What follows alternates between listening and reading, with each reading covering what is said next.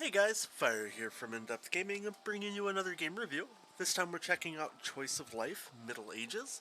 This game is developed by Blazing Planet Studio, published by Samus Tai, and releases on February 18th, 2022 for a price of $4.99 at the time of its release, and if you happen to pre-order it, if it's not out yet in your region, it is on sale so you can save a little bit of money. So if you do want to go check it out, you might save about $1. So what is Choice of Life Middle Ages? Choice of Life Middle Ages is classified as an adventure game, but it's more kind of like a tell your own story book.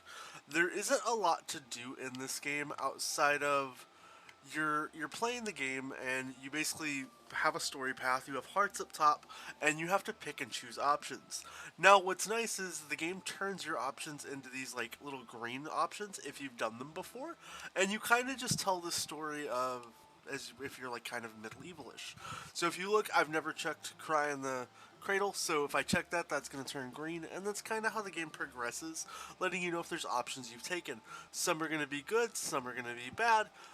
Actions you take could cause you, like you just saw here, us to lose hearts, and once you lose all your hearts, your story's over.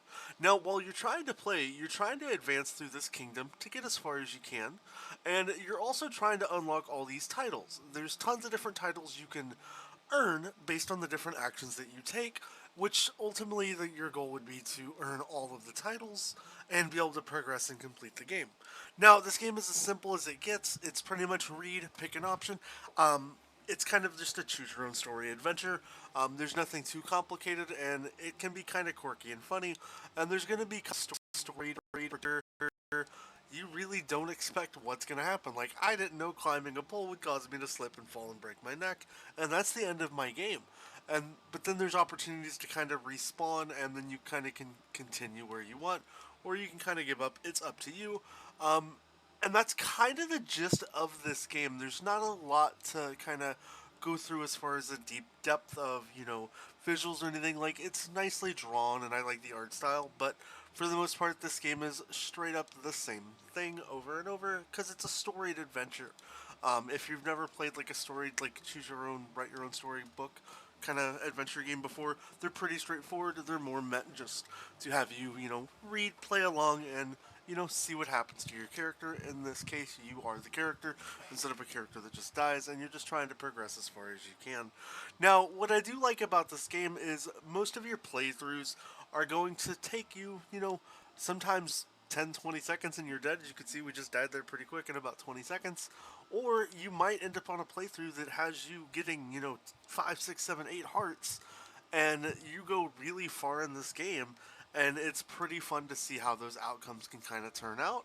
And you'll start to learn ways that you can, gain health, get better, and then, sometimes you won't even know what's going on. Like, who knew scaring a cow with a stick would kill me? And that's kind of the gist of this game. I wish there was a lot more I could talk about, but these games are pretty straightforward. When it comes to, like, the achievements, most of them are just for earning titles, playing the game multiple sessions, and then just getting to certain points based on progressing through the story. Nothing that's going to be too overly difficult. I'm sure there'll be guides out on what to do and what options to pick to unlock everything soon. But, as far as any type of sense of difficulty, there isn't really a difficulty here. It's just play the game, enjoy it, have a good time, and, write your own story. I do know Dream managed to finish this game, so can't be that hard if Dream did it. Just joking. But yeah, it is it's a nice little change of pace game. It's something different than I don't think we've had on Xbox. I definitely prefer games like this over visual novels, even though it's kind of a visual novel, but it's kind of not.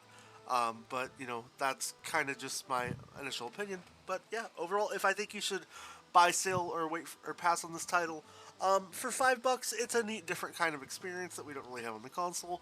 So if you like adventure story games, it's definitely a buy. If you're not into like reading and doing a lot of stuff, probably say pass. But for $5, if you've never done a game like this before, or are a fan of like medieval stories and wizardry and weird kind of things, like, you know, hey, give it a shot. It's out now, so you can go pick it up in the Xbox store. If you have any questions or want to know more about the game, please let me know down in the comments. If you did enjoy this review, I'd appreciate you hitting that thumbs up button. And if you haven't already, please consider subscribing. We upload 2 videos a day, and we try to put out a wide variety of content and cover as many games as we can. I hope you have a great rest of your day, and we'll catch you next time.